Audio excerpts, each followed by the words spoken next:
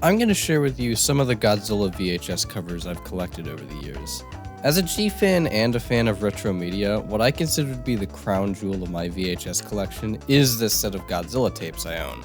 I don't have every movie that was ever released for the format, but I plan on working toward it in the future. Of course, since all of these films have multiple releases by different companies with different cover art, the subject of Godzilla VHS art is one that could span multiple videos. So to keep things as brief as possible, I'll only focus on the ones that I personally own. Now, since some of these tapes were distributed by the same company as each other and share similar art direction with their cover art, those I'll be grouping together under the same umbrella. But many of these have unique art styles, so that'll hopefully give me a bit more to talk about. With that said, I'm going to hand this over to Past Me, and they'll explain the rest. Welcome to FloraVision. Woo! I'm only calling it that because my camera's currently down with me at basically ground level. As I take a look at some of the tapes that I'm going to show you. So, without wasting any time, let's just get right into it. Let's start with the Scimitar tapes. These were released in, I believe, the late 90s. So, yeah, you can see right here. I'm gonna try to see if you can see it. You can just make that out. It says somewhere around there, copyright 1998 Scimitar Entertainment. What I have is the tapes for King of the Monsters, Godzilla vs. Mothra, well, Mothra vs. Godzilla, but they call it Godzilla vs. Mothra on this tape. Godzilla vs. Monster Zero, as it's referred to here, and as a lot of like older American Godzilla fans know it as. Most people now call it Invasion of Astro Monster, or of the Astro Monster, whichever you prefer, and Terror of Mechagodzilla. I don't know if there are more Scimitar releases, or if these were the only ones that ever were released. If you have more, or if you know that there are more out there, please tell me, because I have some other like half-completed collections along here. It's not a complete set or anything, so, but by any means. So it's not impossible for me to have some missing, even just from this selection. But you know, if you know of more, then like please tell me about them. But as for the covers themselves, let's take a look. What's kind of odd about these is that if you look at how Godzilla is drawn on a lot of them, he doesn't really, I mean, this is pretty common for like VHS cover art of the time, at least one that doesn't just use stills from the movies. They don't really look like how they're supposed to look in the movies. Like here, Godzilla King of the Monsters. Here's how he looks in the movie. Here's what he looks like on the cover. Spitting image, right? Yeah. What's weird about these is that I actually think I know where some of these came from, or like where the general design kind of aesthetic came from. And that is from the 1984 Godzilla, or 1985, I don't know, it depends on what region of the world you first watched that movie in, from The Return of Godzilla. The Godzilla from The Return of Godzilla. But not the suit. That's what kind of stands out to me, is that it wasn't the suit that they clearly, like this one is where it's kind of most obvious, because you can see it there. It looks like kind of, there's like a production still out there of the original, of the Cybot that they called it, which was used in the 1984 film, in The Return of Godzilla, which I'll put up right now. But yeah, you can see there, there's a very close resemblance to how Godzilla looks on this cover art. The cover illustration is credited to Peter Bollinger, I don't know, if I'm pronouncing it right, you know, feel free to correct me, but I think it's the same for all these, which makes sense because they all have similar art styles. They all look very similar. Yeah, it's not a surprise that they came from the same person, except there is one slight discrepancy with the Terror of Mechagodzilla tape, in which it looks slightly different than the other ones. Where it's got like, instead of just kind of having the full picture, it's got like this weird black border around the artwork, which I don't know why they did that. In my opinion, it wasn't a great choice, because it kind of makes it look less interesting, because, you know, you kind of have them squeezing the picture into a smaller frame for whatever reason, when they could have easily just not done that and just had it fill the entire frame, but oh well. As for the art itself though, it's a tad funny, with I mean, this one is like whatever. Like I said, it's just the production still. But on this one, we've got absolutely terrifying Mothra. I really have to commend the efforts of the old VHS cover artists for trying to make Mothra look like extremely terrifying and intimidating. When I mean, in the movie, then you watch the movie and it's Mothra. There's really only so much you can do with that to actually make it be like intimidating or terrifying. One monster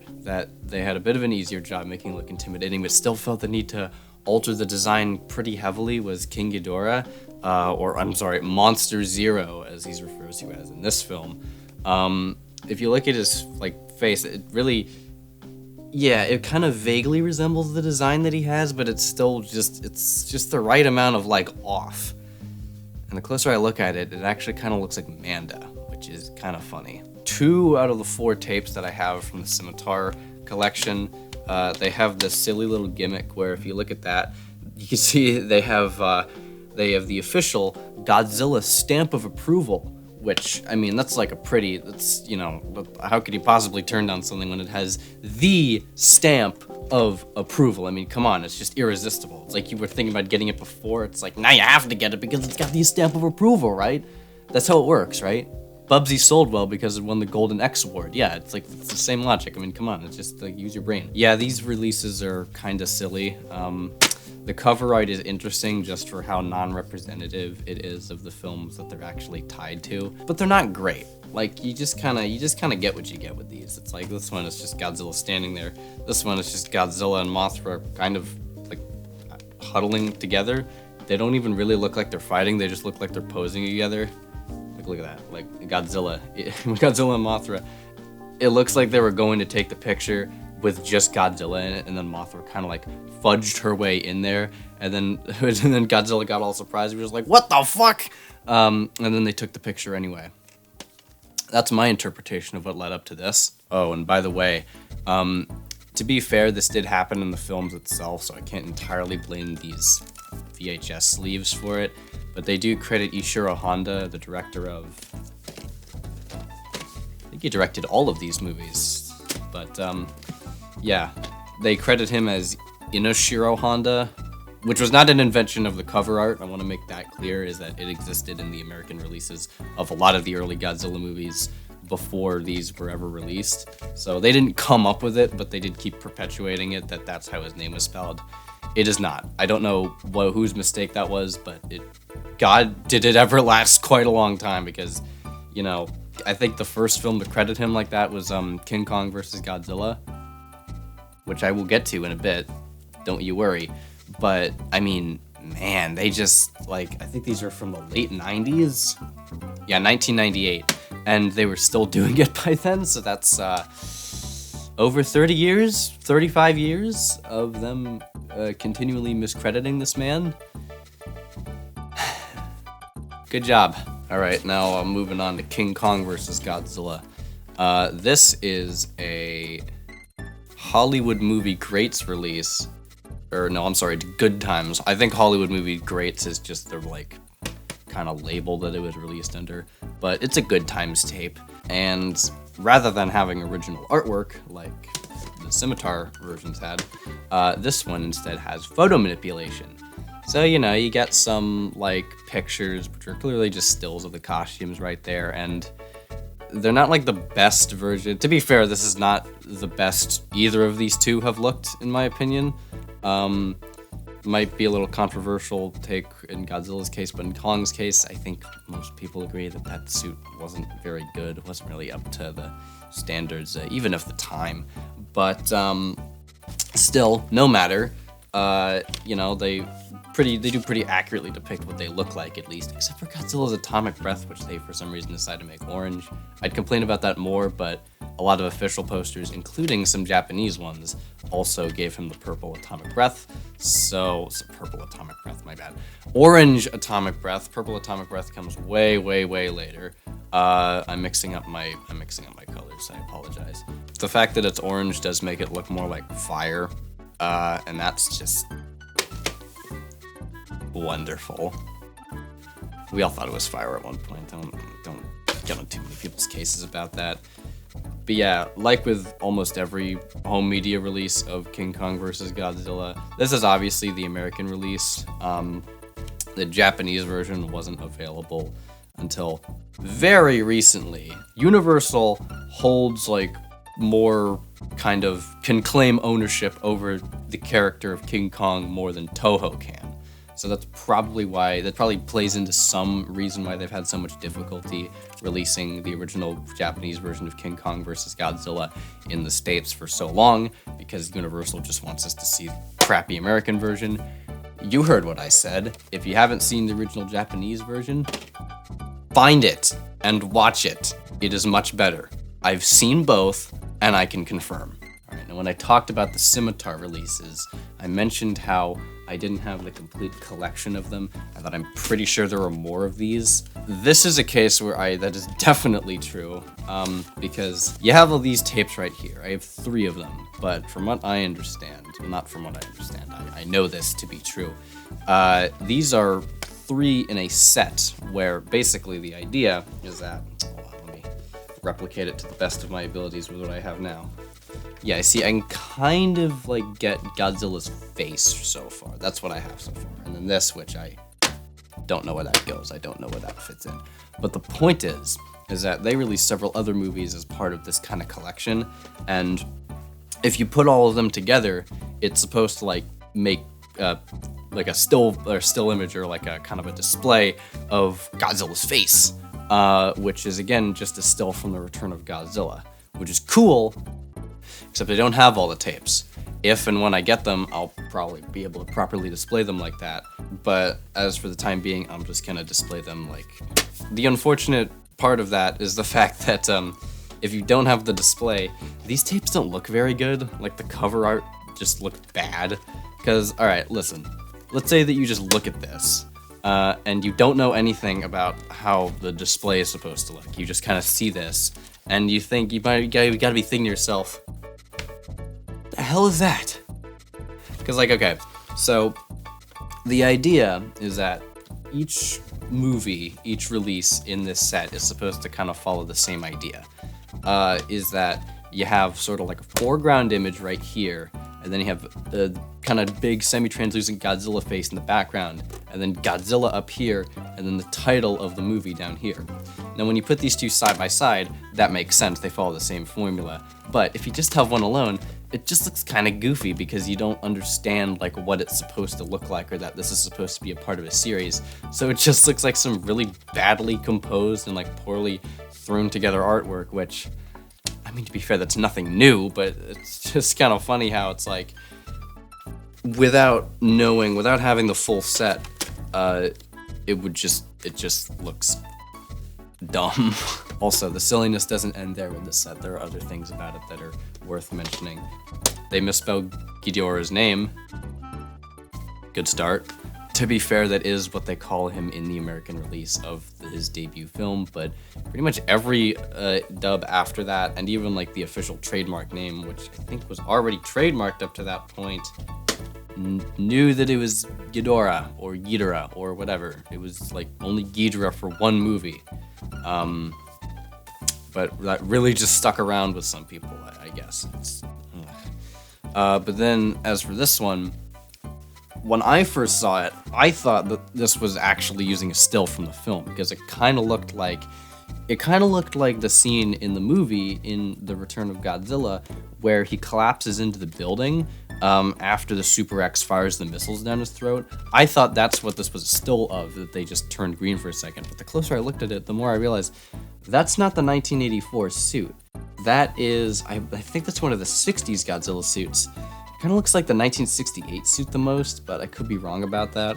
And of course, he's just breathing his fire breath, and he's green because we had to get everything wrong. All right, so the next two I have are kind of interesting, which you might not immediately suspect, because this is what I have for Godzilla vs. Megalon and Ebirah Horror of the Deep, or Godzilla vs. the Sea Monster. They're just simple, like, blank white cases. Pretty boring, right? I would be inclined to agree with you, but these are not the original cases these things came in. These actually came in a double feature case, and, wait, I'll be right back, I just gotta get it. Yeah, they originally came in this. Collector 2-pack series. Get a load of that. What year is this from? 1997? Did Photoshop exist by then? Because if so, I definitely know how this cover art was created. I mean, just look at this. Alright, so where do I begin? So first of all, we have giant floating Godzilla, which is, again, another return of Godzilla still. Why do all these distributors? They must really like that movie or that design because they keep on using it. But we have giant floating Godzilla head, which is clearly from the Return of Godzilla, just kind of watching over, like, normal-sized Godzilla. Or maybe this is regular-sized Godzilla, and this Godzilla is just really tiny, blasting Ebirah, who is purple for some reason. And suddenly you start to realize why I felt I was justified in just putting it in two blank white cases, because this is the alternative. No, sir, I don't like it. All right, now the next one is actually pretty cool, so brace yourselves for this. This is the Destroy All Monsters tape, and I think out of all the ones I have here, this is probably my favorite. I think it is a really cool idea, kind of modernizing the concept, even if it's just for the cover, because if you look at it, all the monsters that are in the film are on this cover. So, like, they didn't leave anybody out, to my knowledge. Okay, they left a couple people out. They left out, I don't see Varen, I don't see Manda, and I don't see Kumonga. But Baragon made it onto the poster, which is dumb. They should have put Manda there instead, because Manda has a much more substantial role in that film than Baragon does. But either way, I like how, even though this is obviously a film from the Showa era, if you look at it, I think this is a 90s release. I wouldn't be surprised, because they clearly are, like, using the kind of Heisei, more Heisei-looking designs. Not like exactly, not one-to-one, but they look very similar. Ghidorah looks a lot more Heisei-ish, so does Godzilla. Rodan looks a lot like his 1993 design.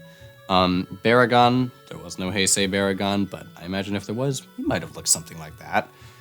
Manila looks stupid as ever. It's very hard to make Manila look good at all, despite Final Wars' best efforts. It's Manila at the end of the day. There's really only so much you can do. Mothra, her design barely changed throughout the entire main, like, 3 series. There's not much to comment on there.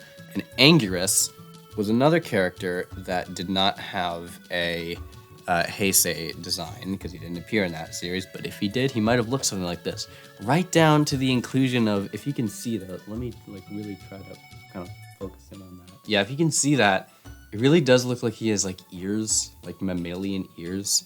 Like he's like a rhinoceros or something, which I guess it's not a bad comparison, but still it's just kind of odd, because to my knowledge, no Anguirus design before or after this one had visible ears, but it does kind of fit with the more Heisei-ish aesthetic, where Godzilla had his ears back, even though he didn't for most of the Showa series. That's the main example, but still, you know, he kind of set the precedent. But yeah, I really like this one. It is certainly unique. It's not very representative of, well, it kind of is, actually. I was going to say it's not very representative of the film it's attached to, but I almost don't agree with that, because it is representative of the film, like, kind of in a more romanticized, in a symbolic sense, but not necessarily in, like, a literal sense, where the kaiju depicted don't actually look like how they do in the film, but it still does kind of give you, like, everything that you're gonna get in this movie. So it is kind of representative of the film that it's supposed to be representative of, in a way, from a certain point of view. Wrong franchise. Let's move on. Okay, moving on to the Heisei series, kind of, but not really, since I also included a Millennium film in here. I'm grouping these together, Godzilla vs. Biollante and Godzilla 2000. I'm grouping these together because, unlike all the other posters or cover art that I featured on here, these ones literally just take the posters for the respective films and use that as the VHS art, which, like, on the one hand, I'm a little disappointed by, because all the other ones had the decency to create unique art. Even though they had plenty of posters to pull from, they still decided to kind of go the extra mile and mix up something original. These, they were just clearly just like, oh, fuck it, just use the poster. What's the worst that could happen? But at the same time, I'm not that mad about it because I do think both of these posters look pretty cool. I especially like the look of the Godzilla vs. Biollante poster, but you know, I'll have plenty of time to get into that if I ever do something similar to what I did with the Star Wars videos, where I talk about the Godzilla posters instead, and it's like a whole thing instead of just me kind of rambling for a bit. Wink, wink, nudge, nudge. If you want to see that video, let me know. And then as for the Godzilla 2000 poster, same thing. I don't have as much to say here. I'm just going to hold it up to the camera, though, because anybody who is anybody knows that there is a little hidden something in this poster. And I feel like if I just leave it up to the camera for like a good, maybe few seconds, you should be able to find it.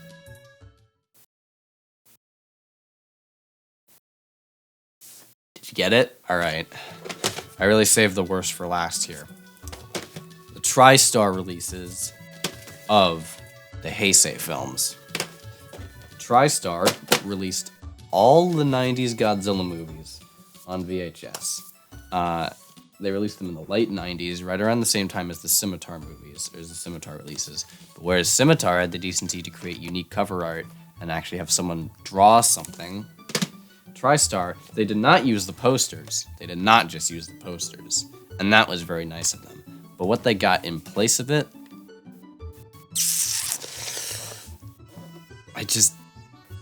it was not an adequate replacement. It really was not. I mentioned how the Good Times sleeve. Did I forget to mention that the double feature was Good Times? I probably did. It was Good Times. I mentioned how that looked like it was made in Photoshop. These really look like they were made in Photoshop. In fact, you know what these look like? These look like something that I, like me personally, that I would have made in Microsoft PowerPoint when I was like 10 years old. Because I used to mess around with PowerPoint a lot, and I used to like kind of try my hand at photo manipulation. But obviously I was in PowerPoint, so I was working with pretty limited materials. I still think that like this is just as limited, and I could have created something pretty similar to this. You know, I don't want to get on anybody's case about this too much, because at the end of the day, it's just cover art. It doesn't really matter. I mean, people who really wanted to see these movies were probably going to pick them up regardless, and we're just waiting for them to come to a release in the United States, so it's not that big a deal. But I'm still going to laugh at it because, like, look at it. That just looks stupid. This is one of the better ones, by the way.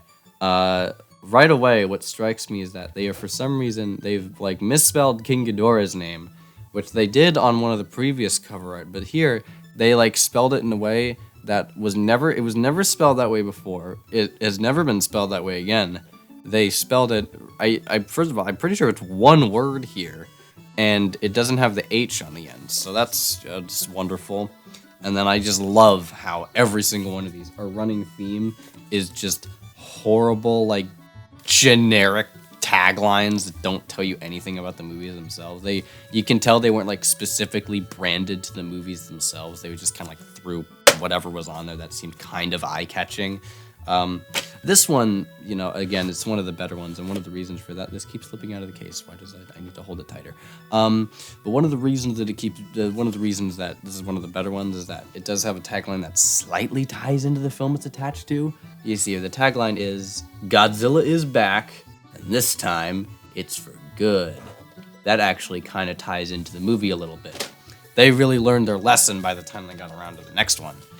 Because in Godzilla and Mothra, the battle for Earth, which I just call Godzilla vs. Mothra since that's how it's displayed on screen, but for some reason this is the title that it's been going under. Why would they even make it Godzilla and Mothra? It's not like they team up in that movie. They're still clearly fighting one another. Whatever, it's fine. The point is that the tagline, first of all, it's just more still images, just like production stills and stuff. They just kind of like fit it onto the poster. But the tagline for this one is, get ready to rumble. What does that tell you about the movie? How does it in any way tie into anything that this movie in particular is actually about? Who cares? Just get something on there so that you can say it's a tagline and be like, oh my god, let's buy it. And then Godzilla vs. Mechagodzilla 2, it's the same thing. More just kind of like really badly like pasted on art assets from the movie against this like background. It's just, actually Is that Dogora in the background? Whatever. Oh, nice explosion, by the way. I just noticed that. This is bad. Anyway. Yeah, this one claims to be the mother of all Godzilla adventures, which... I mean, I guess this is the movie where Godzilla adopts a baby Godzilla, so maybe that's what they mean. No. I'm giving them way too much credit. And then we have Godzilla vs. Space Godzilla, which is already not a very good movie, but hopefully the tagline can draw me in, as it claims to be a supernatural, superpowered, intergalactic epic.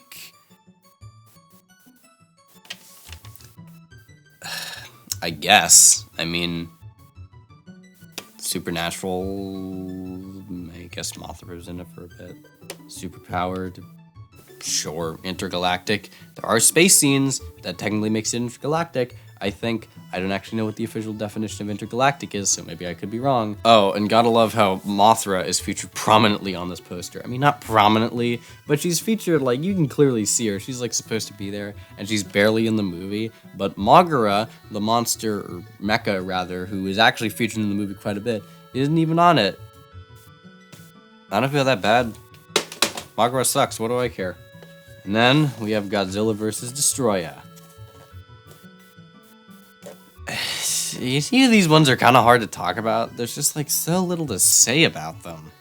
I mean, you have Godzilla just kind of standing there, and then you have Destroy just kind of standing there. Again, it's all like very badly cropped and like badly placed and everything. It was clearly made in Photoshop. I think Photoshop existed around that time. Editing me up in the corner. Put the year that Photoshop came out. Okay, cool. And then let me try to find out what year this is from.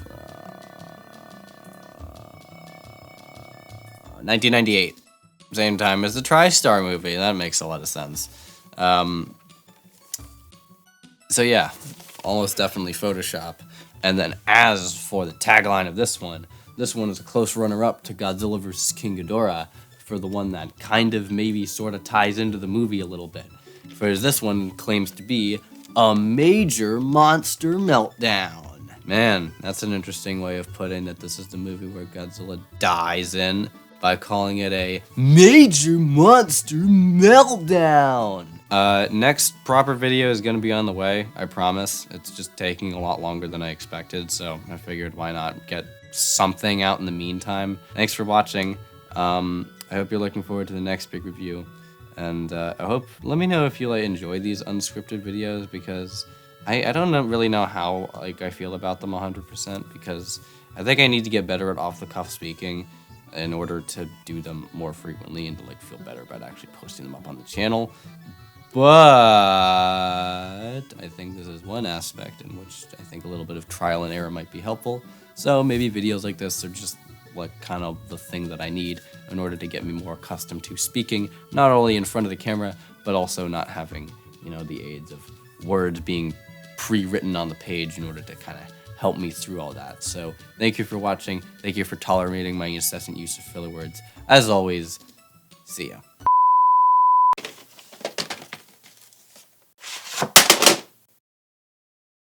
I didn't mean for that to happen. I hope I didn't damage the tape.